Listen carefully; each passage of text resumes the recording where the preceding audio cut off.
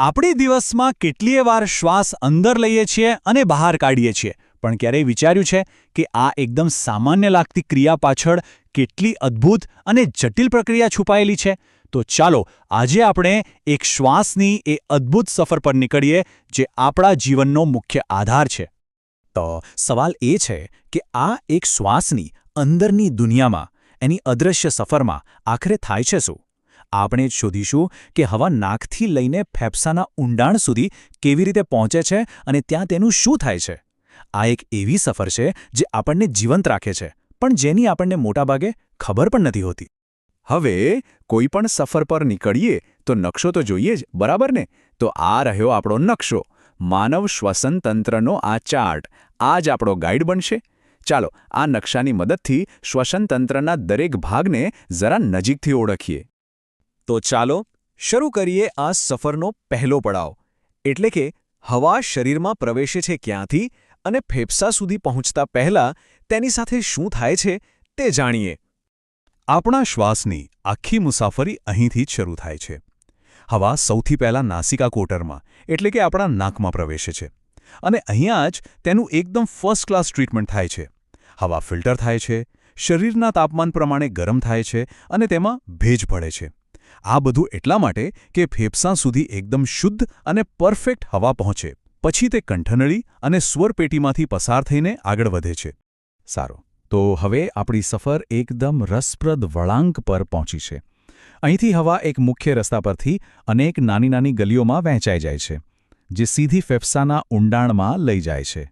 અને આ છે એ મુખ્ય રસ્તો, શ્વાસનળી, જેને આપણે વિન્ડપાઇપ તરીકે પણ ઓળખીએ છીએ. તમે ડાયાગ્રામમાં જોઈ શકો છો કે તે બરાબર વચ્ચે છે. હવાને ફેફસા સુધી પહોંચાડવાનો આ જ મુખ્ય હાઇવે છે. અહીંથી જ હવાની વહેંચણીની જબરદસ્ત સિસ્ટમ શરૂ થાય છે. જુઓ, શ્વાસનળી એ જાણે કે એક મેઇન હાઇવે છે. પછી તેમાંથી બે મોટી શાખાઓ નીકળે છે, એટલે કે શ્વાસવાહિની, જે બંને ફેફસામાં જાય છે. અને પછી તો જુઓ, આ શ્વાસવાહિનીઓ કોઈ ઝાડની ડાળીઓની જેમ નાની અને એનાથી પણ નાની સૂક્ષ્મ શ્વાસવાહિકાઓમાં વહેંચાતી જાય છે. અને અંતે હવા પહોંચે છે તેના ફાઇનલ ડેસ્ટિનેશન પર, વાયુકોષ્ઠ સુધી. ચાલો હવે આપણે ફેફસાની અંદર ઝૂમ ઇન કરીએ અને એ જગ્યાને નજીકથી જોઈએ જ્યાં શ્વસનનું સૌથી અગત્યનું કામ થાય છે, એટલે કે જ્યાંથી આપણને જીવન ટકાવી રાખવાની ઊર્જા મળે છે. આપણી નજર ફરી એકવાર આપણા નકશા પર ડાયાગ્રામની જમણી બાજુ જુઓ. ત્યાં ફેફસાનો અંદરનો ભાગ દેખાડ્યો છે. આ આપણને એ નાની નાની પણ ખૂબ જ મહત્વની રચનાઓને સમજવામાં મદદ કરશે. તો ફેફસાની અંદર હવા સૂક્ષ્મ શ્વાસવાહિકાઓમાંથી પસાર થઈને પહોંચે છે વાયુકોષ્ઠ સુધી. આ આખી સિસ્ટમને એકદમ સુરક્ષિત રાખવા માટે તેની ફરતે ફુફ્ફુસ આવરણ સ્તર હોય છે, જે એકદમ રક્ષણાત્મક કવચ જેવું કામ કરે છે. એને લીધે જ ફેફસા કોઈપણ જાતના ઘર્ષણ વગર આરામથી ફૂલી શકે છે અને સંકોચાઈ શકે છે. અને બસ અહીં જ હવાની સફર એના સૌથી મહત્વના પડાવ પર આવીને પૂરી થાય છે. અને આ છે આપણી સફરનું અંતિમ મુકામ, વાયુકોષ્ઠ. આ દ્રાક્ષના ઝુમખા જેવી દેખાતી લાખો કરોડો નાની કોથળીઓ જ ફેફસાનું અસલી પાવરહાઉસ છે. અહીંયા જ આ જગ્યાએ જાદુ થાય છે. શ્વાસમાં લીધેલો ઓક્સિજન સીધું લોહીમાં બળી જાય છે અને શરીરના ખૂણે ખૂણા સુધી પહોંચે છે. અને શરીરમાં બનેલો નકામો કાર્બન ડાયોક્સાઇડ લોહીમાંથી પાછો આ કોથળીઓમાં આવી જાય છે, જેથી આપણે તેને શ્વાસ દ્વારા બહાર ફેંકી શકીએ. આ જે પ્રક્રિયા છે જે આપણને જીવંત રાખે છે, આપણને ઊર્જા આપે છે.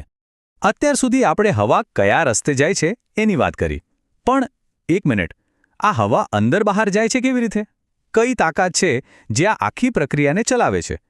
તો ચાલો હવે એ શક્તિશાળી મશીનરી પર નજર કરીએ જે શ્વાસ લેવા મૂકવાની ક્રિયાને શક્ય બનાવે છે. જુઓ, આ બહુ સરળ છે.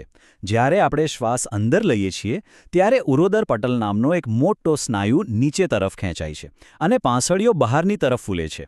આનાથી ફેફસાને ફેલાવવા માટે વધારે જગ્યા મળે છે અને હવા જાણે કે વેક્યુમ ક્લીનરની જેમ અંદર ખેંચાઈ આવે છે. અને જ્યારે શ્વાસ બહાર કાઢવાનો હોય ત્યારે બધું જ ઉલટું. ઉરોદર પટલ રિલેક્સ થઈને પાછું ઉપર જાય છે, પાંસળીઓ અંદરની તરફ આવે છે, ફેફસા પર થોડું દબાણ આવે છે અને હવા બહાર નીકળી જાય છે. એકદમ સરળ. સારું, તો આખી સફર ઘણી રસપ્રદ રહી. ચાલો એકવાર ફટાફટ આખા રસ્તાને શરૂઆતથી અંત સુધી ફરીથી જોઈ લઈએ, જેથી આખી બ્લૂપ્રિન્ટ મગજમાં બરાબર બેસી જાય. તો શ્વાસની સફરનો આ છે પૂરો નકશો. હવા નાસિકા કોટરથી શરૂ થાય છે, ત્યાંથી કંઠનળી, સ્વરપેટી અને શ્વાસનળીમાંથી પસાર થાય છે. પછી શ્વાસવાહિની અને તેની નાની નાની શાખાઓ એટલે કે સૂક્ષ્મ શ્વાસવાહિકાઓ દ્વારા છેક ફેફસાની અંદર વાયુકોષ્ઠ સુધી પહોંચે છે. કેવી જબરદસ્ત, એકદમ ગોઠવાયેલી સિસ્ટમ છે નહીં, જે એક સેકન્ડ માટે પણ અટકતી નથી. અને સૌથી અદ્ભુત વાત તો એ છે કે આટલી જટિલ સફર આપણા શરીરમાં દિવસમાં 20,000 કરતાં પણ વધુ વખત આપણા એક પણ વિચાર વગર આપોઆપ થતી રહે છે. હવે જ્યારે આપણે આખી સિસ્ટમને જાણીએ છીએ, ત્યારે શું દરેક શ્વાસ લેતી વખતે એવું નથી લાગતું કે આ કોઈ સામાન્ય ક્રિયા નથી પણ એક ચમત્કાર છે? ખરેખર આપણા શરીરની આ અદ્ભુત રચના પર ગર્વ થાય એવી વાત છે.